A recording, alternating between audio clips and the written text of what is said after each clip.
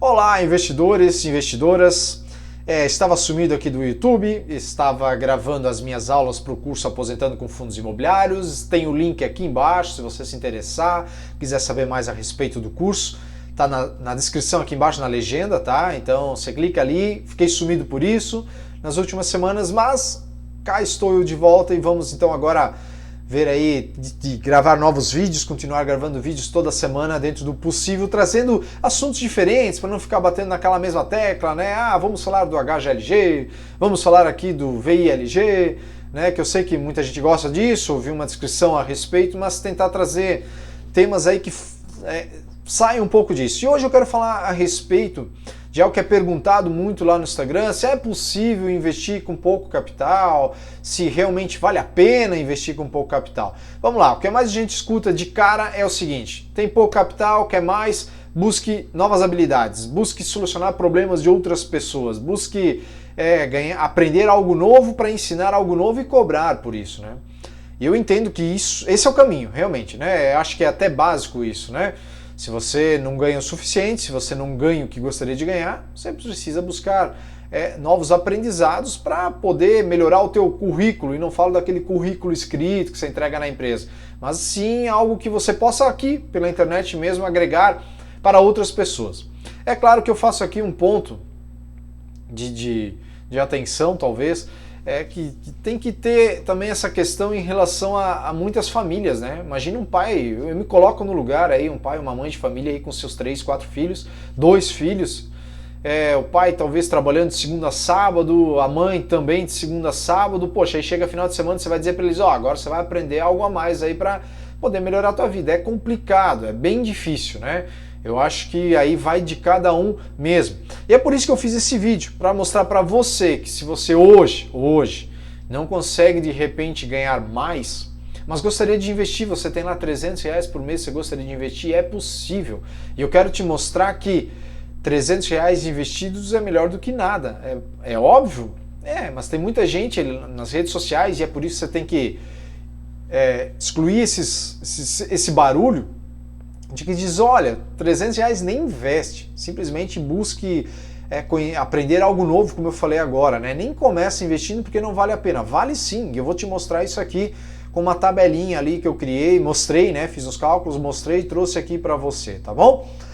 Dá para ficar milionário investindo R$300 por mês, R$500 por mês? Olha, é mais difícil, né? É bem mais difícil, certo? Mas dá para criar uma renda passiva, que eu acho que quem investe R$300 por mês não está preocupado muito em se tornar um milionário, mas sim em ter uma renda passiva ou um complemento de renda lá na frente.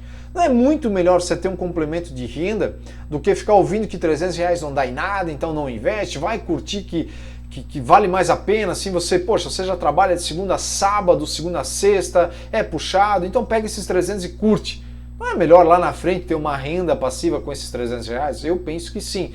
Pegue, por exemplo, quando talvez ali na sua cidade também você já deve ter visto, acontece aí de que a Caixa libera benefício que o governo mandou. Olha aquele monte de fila. Não é melhor chegar lá na frente aos seus 60 anos, 65 anos, 70 anos e tu ter a tua renda mensal sem precisar ir no banco, caindo lá na conta da corretora e você pode pegar aquele dinheiro e usar como um complemento de renda? Eu acredito que sim, né? Então assim, separar as coisas, certo? Se você quer ser um milionário, quer investir bem, bom, o primeiro ponto é entender que o que faz a gente, o que nos torna milionários, o que pode fazer com que a gente tenha nossos milhões lá na frente é empreender, né? É difícil alguém se tornar milionário na bolsa de valores. Acontece? Acontece. Se você tivesse investido aí seus R$10.000 ou $10.000 lá na Apple, lá atrás, hoje você seria um baita milionário. Se tivesse investindo lá atrás na Magalu 10, R$20.000, você seria um milionário, certo? Mas é raro. Então o negócio é focar em empreender. Não dá para empreender, ou você não tem, simplesmente algumas pessoas não têm dentro de si aquela veia empreendedora. Já escutei que todo mundo nasceu para empreender, simplesmente algumas pessoas eu entendo que não.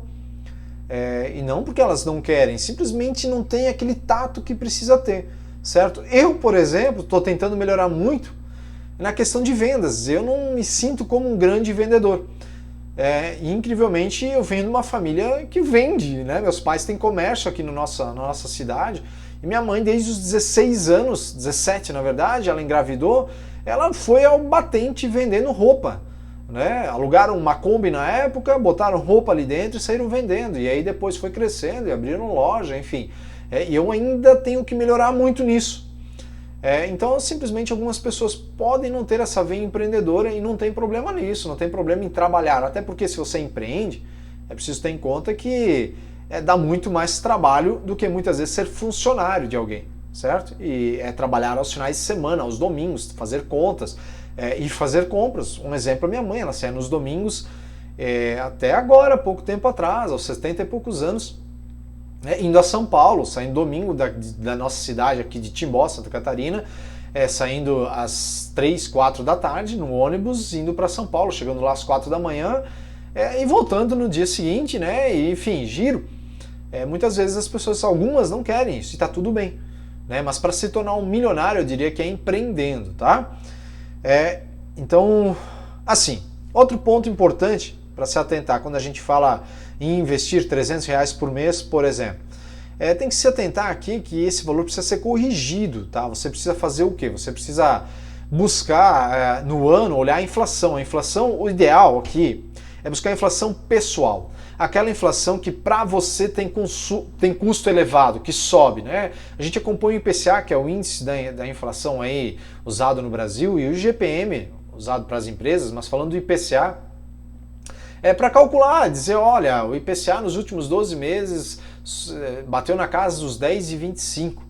Então a regra básica aqui seria a seguinte: você olhar esse IPCA de 10,25 e subir no ano seguinte esse percentual. Então, se você investe R$300, subir ali seus 10%, 10,25, R$332,50, R$330, subir esse valor no ano seguinte. Então, se você fazia esse ano no ano passado, 2021, R$300 por mês, e o IPCA, um exemplo aqui, subiu nos últimos 12 meses 10%, então você vai subir esses R$30. Se investe R$500, você vai subir esses R$50 no ano seguinte. Até porque é sempre bom lembrar que os fundos imobiliários, eles também corrigem anualmente. Né? Os fundos de tijolos, eles buscam essa correção anualmente nos contratos. Então ali você também tem um reajuste que você vai ver esse valor subindo nos dividendos que você recebe. Mas é sempre bom corrigir esses valores também, o valor que você investe, tá bom? E aqui eu quero chamar a atenção, que eu falei via de regra, né? Você corrige pelo IPCA, mas também não é bem assim que eu enxergo, tá? Qual a inflação que a gente tem que realmente corrigir? A nossa corrigir, tá? É a nossa inflação que a gente precisa buscar alterar. Vou dar um exemplo prático comigo. Eu me casei com a minha esposa em 2013 e desde lá, né, eu construí um estúdio de treinamento, trabalhei com 10 anos como personal trainer, e uma das coisas que eu sempre gastei pouco lá na época, em 2013, foi combustível. Eu trabalhava de casa, tinha um estúdio embaixo da minha casa, então eu trabalhava de casa e praticamente não usava carro. De 2013 para 2021, o combustível subiu. Em 2022 o combustível subiu bastante, concorda? Mas veja que para mim pouco mudou. Tá? Se na época eu gastava, um exemplo aqui, de R$100, hoje eu estou gastando no máximo 150 e olhe lá, não mudou isso para mim. Por quê? Porque eu uso pouco carro para sair, né? Não passei o final de semana? Sim, passei, mas dias de semana é difícil usar o carro. Então, assim, esse é um ponto que tem que se atentar.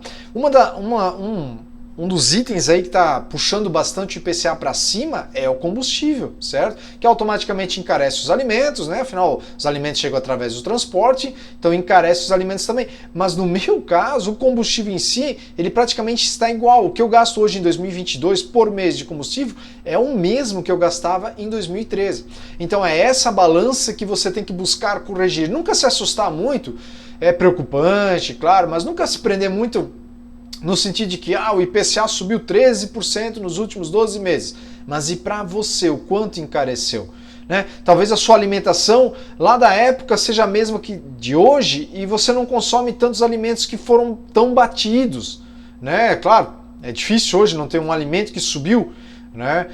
Mas talvez aconteça, como é o caso do combustível para mim, certo? Então é esse ponto aí que é o ideal buscar, tá bom? E aí, como é que eu faria se eu tivesse R$ 300 apenas para investir? Aqui vai uma ideia, tá? Não é que você deva seguir isso. Mas vamos pegar o momento atual. Hoje os fundos de papéis, desde o ano passado, quando a Selic começou a subir, eles estão pagando mais.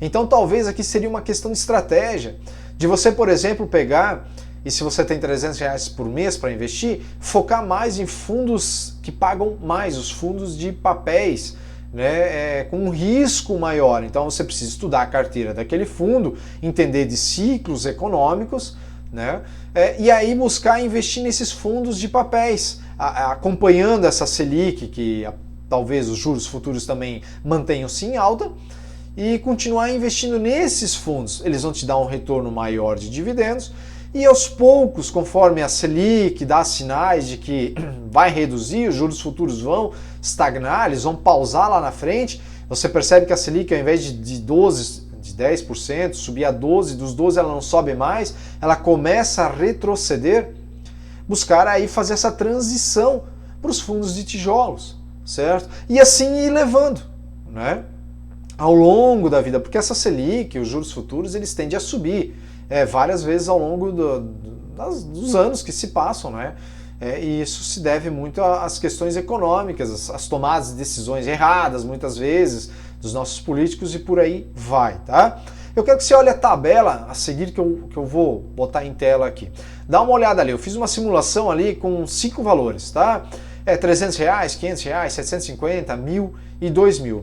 Anos, 30 anos, 25, 20 e 20. Perceba que eu reduzi ali quando a pessoa, vamos imaginar que ela pudesse aplicar 750 por mês, porém ela começou mais tarde, ao final ali, chegando até o momento que ela pretende usar, ela aplicou aí 25 anos. E aí perceba que quem investiu 500, mas ficou 5 anos a mais investindo, começou então 5 anos antes, ele tem um patrimônio maior e tem um dividendo maior lá na frente, né? A mesma coisa se aplica a quem investiu 1.000 por mês, veja, é o dobro de quem estava investindo em 500. Porém, quem investiu 500 começou 10 anos antes.